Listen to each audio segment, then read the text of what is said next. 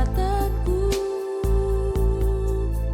harapanku dalam Kristus.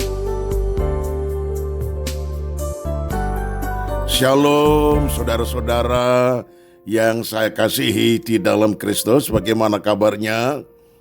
Salam dari kota Manado, karena saya masih ada di kota ini dalam rangka pelayanan. Itu sebabnya kita bersyukur untuk renungan pagi ini, kita satu di dalam doa. Segala pujian, hormat, dan syukur ya Tuhan. Walaupun kami terpisah dalam jarak yang cukup jauh, tetapi kami bisa bertemu satu dengan yang lain lewat renungan pagi online. Itu sebabnya kami mengucap syukur kepada Tuhan. Berfirmanlah di saat ini ya Tuhan, supaya kami mengerti apa berkatnya kalau kami di dalam Kristus. Terima kasih Tuhan, dalam nama Tuhan Yesus, haleluya, amin. Nah saudara, tema renungan pagi ini yaitu di dalam Kristus. Roma 8 ayat 1 berkata demikian. Demikianlah sekarang tidak ada penghukuman bagi mereka yang ada di dalam Kristus. Nah saudara, ayat tersebut merupakan pernyataan yang melegakan hati karena semua orang ingin masuk surga. Ketika kita mendengar ayat ini, betapa kita bersyukur kepada Tuhan karena kita semuanya sudah di dalam Kristus. Dan firman Tuhan menjamin, demikianlah sekarang tidak ada penghukuman bagi mereka yang ada di dalam Kristus. Penghukuman di sini saudara-saudara, yang dimaksudnya adalah penghukuman kekal di dalam neraka. Sudah tidak ada lagi. Kenapa? Karena upah dosa kita sudah dipikul oleh Tuhan kita Yesus Kristus Sang Juru Selamat. Di dalam penderitaannya sampai ia rela mati, menderita sengsara di atas bukit Golgota. Nah saudaraku yang kekasih, itu sebabnya karena dia memikul upah dosa kita, dan kita menjadi umat yang percaya kepadanya, kita diberikan satu perjanjian bahwa nanti tidak ada lagi penghukuman bagi kita semuanya. Memang kita akan menghadap kursi pengadilan Kristus, tetapi bukan mendapat vonis hukuman neraka, tidak. Tetapi kita menghadap kursi pengadilan Kristus untuk ditentukan mahkota yang bagaimana kita akan dikaruniakan oleh Tuhan menjadi milik kita. Nah saudara, namun jangan bersukacita dulu, karena kita harus merenungkan arti di dalam Kristus. Nah, kalau kita betul-betul dalam Kristus, ayat tadi merupakan jaminan yang pasti, ya dan amin.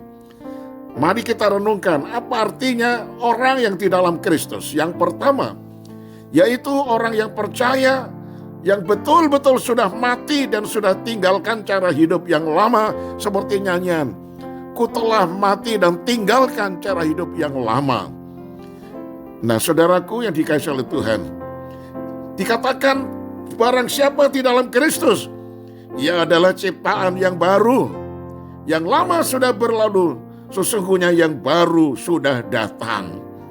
Nah saudaraku yang dikasihi oleh Tuhan, kalau kita betul-betul sudah lahir baru, karena kita sudah menerima Kristus menjadi ciptaan baru, meninggalkan cara hidup yang lama, yang warnanya dosa, maka benar-benar kita betul-betul mengalami janji berkat ini. Tidak ada lagi penghukuman bagi kita, karena kita ciptaan yang baru.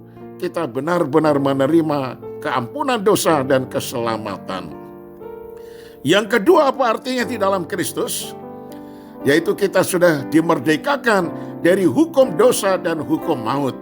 Roma 7 ayat yang ke-15 berkata, sebab apa yang aku perbuat, aku tidak tahu, karena bukan apa yang aku kehendaki yang aku perbuat, tetapi apa yang aku benci itulah yang aku perbuat. Nah saudaraku, di dalam ayat 25 dikatakan, aku manusia celaka, siapa yang dapat melepaskan aku dari tubuh maut ini? Dan ayat 26, syukur kepada Allah oleh Yesus Kristus Tuhan kita. Nah saudaraku yang kekasih, jadi orang yang di dalam Kristus adalah orang yang sudah tidak mengumbar hawa nafsunya, tetapi orang yang sudah mampu mengendalikan hawa nafsu. Karena kesaksian daripada Rasul Paulus, kalau aku ingin berbuat baik, bukan yang baik itu aku perbuat, tetapi justru yang jahat. Lalu Paulus mengatakan, aku manusia celaka. Siapa yang dapat melepaskan aku dari tubuh maut ini? Syukur kepada Allah oleh Yesus Kristus. Jadi kalau kita sudah lahir baru di dalam Kristus, maka apa yang kita inginkan, ingin berbuat baik, yang baik itulah yang kita lakukan, bukan yang jahat. Kalau kita ingin berbuat baik, tetapi yang kita berbuat malah yang jahat, berarti kita masih terikat dengan hukum dosa dan hukum maut. Nah, berarti kita belum ada di dalam Kristus, dan kita akan mendapatkan penghukuman. Tetapi kalau kita benar-benar sudah merdeka dari hukum dosa dan hukum maut, maka kita betul-betul sudah di dalam Kristus dan tidak ada lagi penghukuman. Yang ketiga, saudara, apa artinya dalam Kristus? Yaitu orang yang dipimpin oleh Roh Allah. Roma 8 ayat 14, semua orang yang dipimpin Roh Allah adalah anak Allah. Roma 8 ayat 17, dan jika kita adalah anak, maka kita juga adalah ahli waris. Maksudnya orang-orang yang berhak menerima janji Allah yang akan menerimanya bersama-sama dengan Kristus, yaitu jika kita menderita bersama-sama dengan Dia, supaya kita juga dipermuliakan bersama-sama dengan Dia.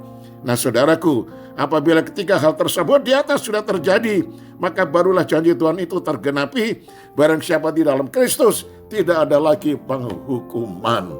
Amin. Mari kita satu di dalam doa.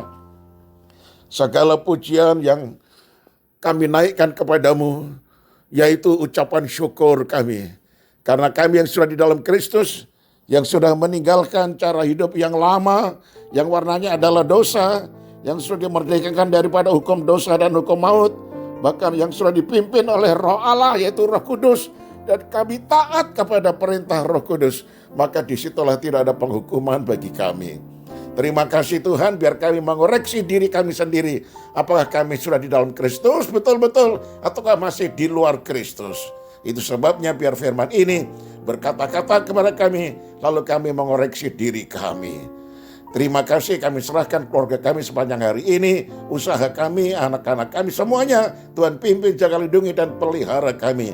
Yang sakit Tuhan jamah dan Tuhan sembuhkan dan pulihkan kembali. Terpujilah nama Tuhan. Dalam nama Tuhan Yesus kami alaskan doa ini. Haleluya. Amin. Nah, saudaraku, selamat pagi dan tetap semangat. Tuhan Yesus memberkati. Shalom.